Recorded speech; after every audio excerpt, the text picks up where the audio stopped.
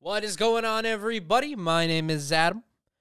If you are watching this, you're watching Movie News Monday. I know, haven't done an episode in a long time, and I do apologize for that. School started, got hectic, got a new job. I'm working 2 jobs. It's busy, guys.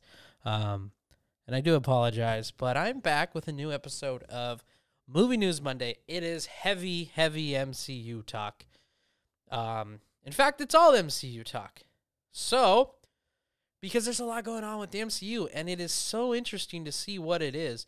First, I'm just announcing right now. The Marvel's box office has been rumored to. I'm just realizing what I just did. I don't mean to interrupt in this episode, but I had a total brain fart there and thinking what I was going to say, but I caught myself. I'm going to continue. Anyways, the Marvel's box office revealed where it will place in terms of all the entire MCU films collectively. At Marvel Studios Disney, I should say. We got an inside look on who may be Mr. Fantastic. Wasn't confirmed, but it has been reportedly casted.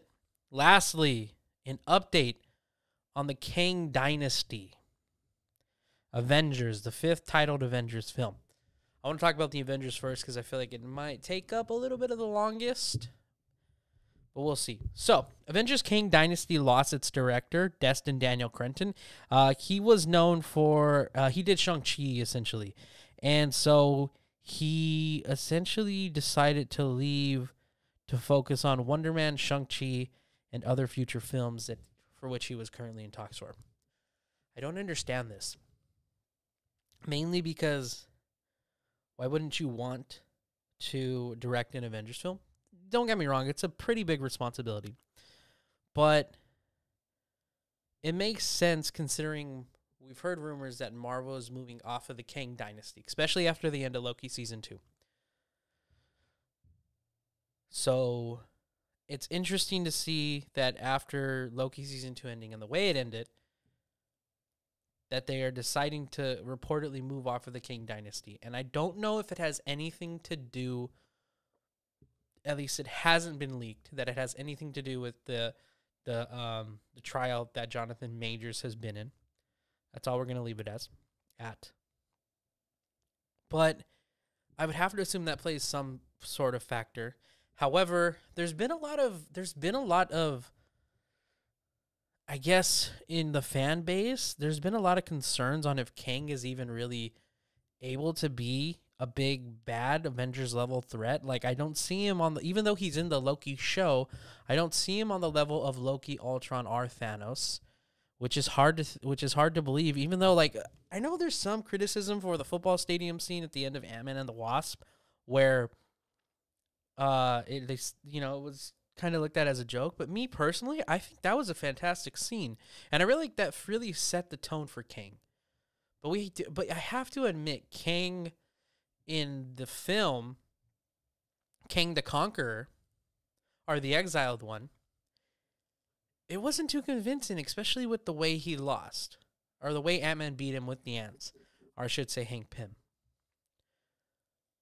But now you have the Avengers Kang Dynasty losing its director. They have not addressed it. There have been hopes that the Russo brothers will return, which would be awesome, but they have openly spoke they don't want to do back-to-back films. But it does, it's interesting because how do you just entirely scrap the 5th Avengers film?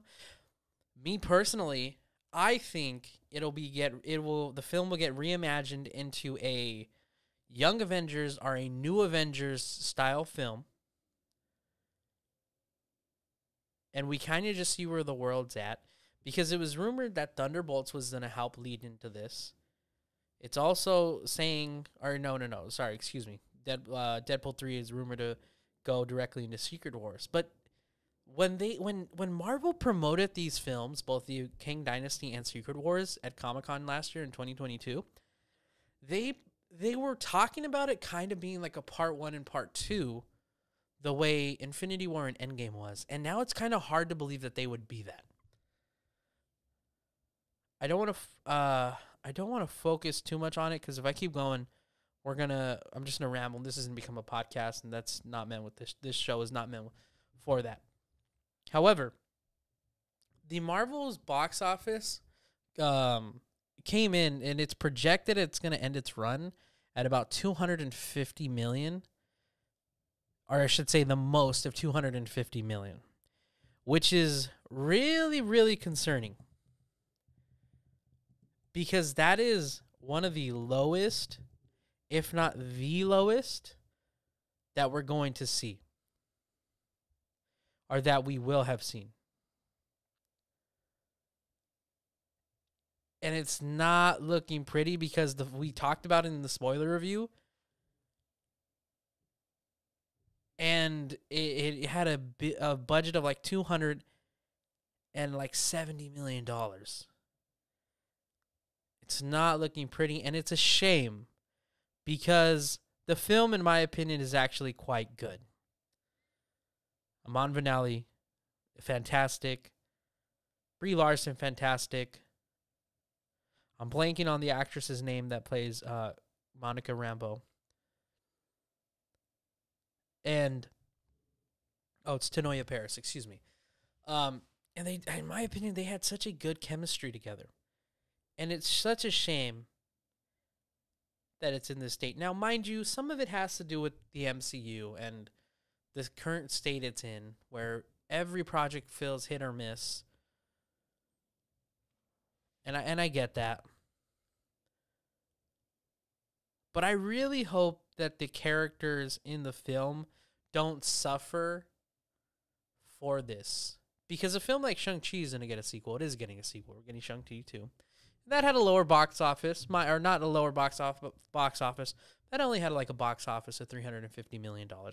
I say only like if that's like pocket money, but obviously for a Marvel film, that's really low. And obviously the Marvels is looking to outperform that and become the lowest MCU film of all time. But it's a shame. I really hope these characters don't suffer from that. Moving on, this is the big report, which I'm going to be honest, I refuse to believe. But Pedro Pascal has been reportedly casted as Reed Richards in the Fantastic Four film that's coming out sometime in the next 5 years because of the strikes and everything getting delayed. I'll be honest, I don't like it. Deadline is the first person to report this, saying that he was reportedly casted as Reed Richards. After months of speculation on who might play Reed Richards, aka Mr. Fantastic, in Marvel Studios' The Fantastic Four, the wait may finally be over.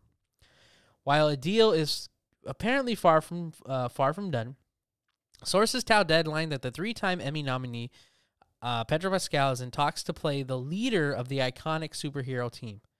Insiders add that scheduling is being worked out, but multiple sources close to the negotiations are saying it is headed in the right direction for Pascal to do this.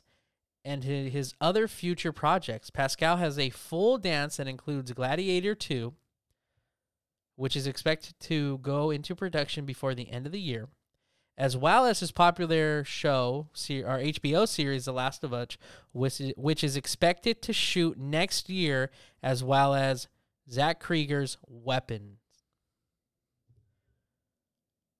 Full slate. I'm going to be honest, I don't think he's fantastic, or he's Mr. Fantastic.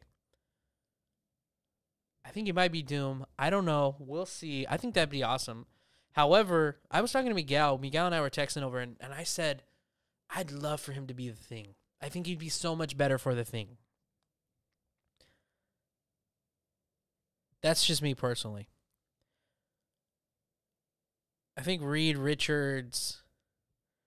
I don't think Pedro Pascal is a Reed Richards. I think he's closer to a Johnny Storm than he is a Reed Richards. I guess I'm discriminating right now, but he's obviously too old to play to play Johnny Storm.